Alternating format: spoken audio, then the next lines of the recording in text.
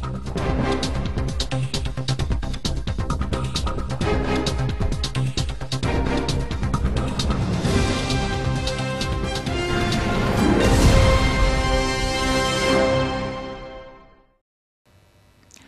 like to invite you to watch the English news on the Central Television channel of Đồng Nai Province.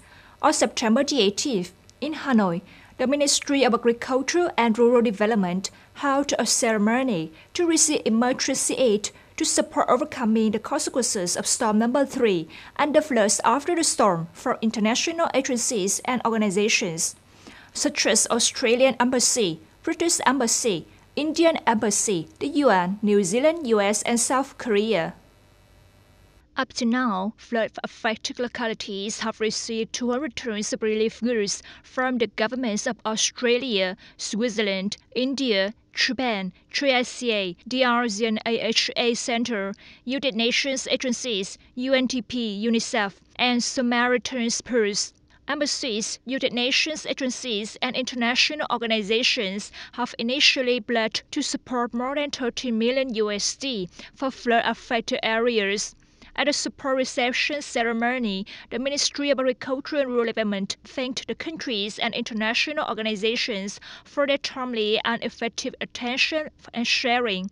The relief goods have been coordinated and quickly transported by the Ministry of Agriculture and Rural Development to the localities of Yên Bái, Lào Cai, Cao Bằng, Tuyên Quang, and Lạng Sơn to support people in flood-affected areas.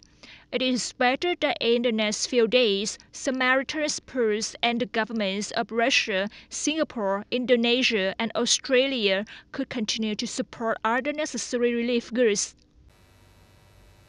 As of September 2024, PREP clinics under the USA Pastors Project have provided PREP services to more than 1,700 new clients, achieving 89% of the fiscal year target. This information was provided at the workshop to summarize activities of the USA Pastors Project for the period 2023-2024 in Đồng Nai, which was recently held on September the 18th. The project has implemented many practical activities such as improving capacity and supporting the provision of pre-exposure prophylaxis, PREP treatment services for high-risk groups, mobilizing public-private partners to participate in HIV/AIDS prevention activities in the province, thereby raising awareness and access to HIV/AIDS prevention services for the community. The rate of clients maintaining PREP use up to the third month in Đồng Nai reached 89.4%, higher than the national average.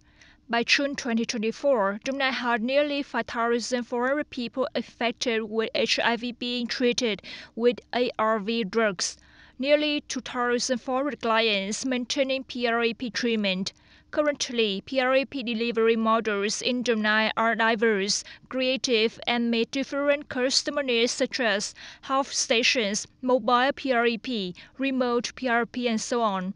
The whole province currently has 12 units providing PREP services, including 4 private clinics.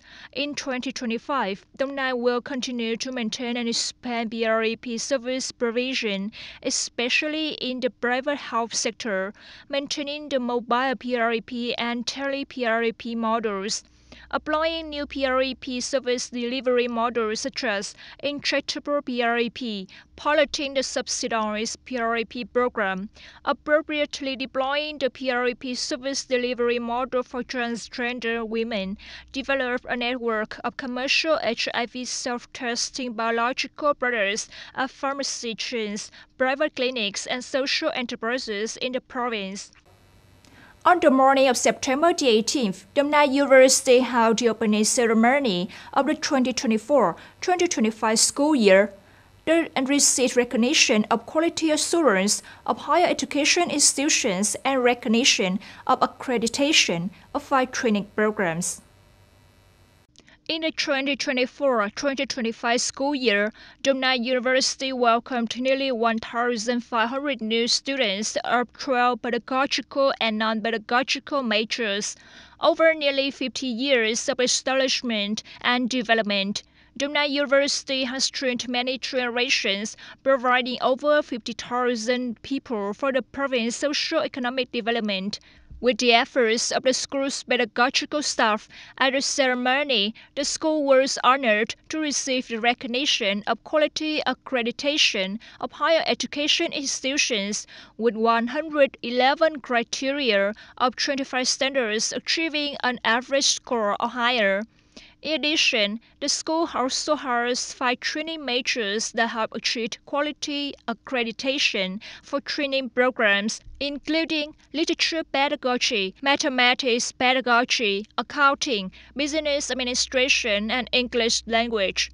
Attending and speaking at the ceremony, Vice Chairman of the Provincial People's Committee Nguyễn Xuân Hùng acknowledged the efforts of the school in the past term. The leaders of the Provincial People's Committee also noted that the school needs to make more efforts in training, creating an atmosphere of democracy, solidarity, discipline in the school, worthy of the long tradition of the school after nearly 50 years of establishment and development. Building the brand of the only public university in Dongnai, playing a leading role in higher education in the province.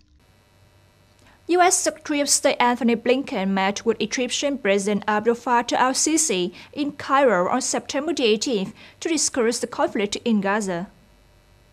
President al-Sisi's office said that during a meeting with U.S. Secretary of State Blinken, Mr. al-Sisi opposed moves that escalate the conflict in Gaza and spread the conflict to the Middle East. He also called on all parties to act responsibly. For his part, Mr. Blinken praised Egypt as a partner for peace, stability, and security in the region, highlighting its role in the ceasefire negotiations in Gaza. Mr. Blinken also held talks with Egyptian Foreign Minister Badr Abdulati and met with a number of other officials.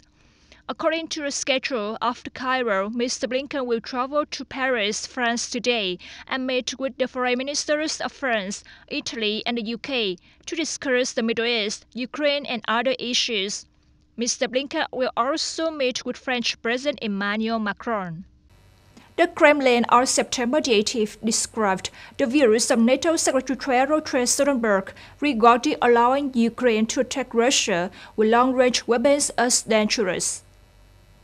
In an interview with the British newspaper The Times on September 17th, Mr. Stoltenberg dismissed Russian President Vladimir Putin's warning that the West allowing Ukraine to use long-range weapons to strike deep into Russian territory was directly confronting Moscow.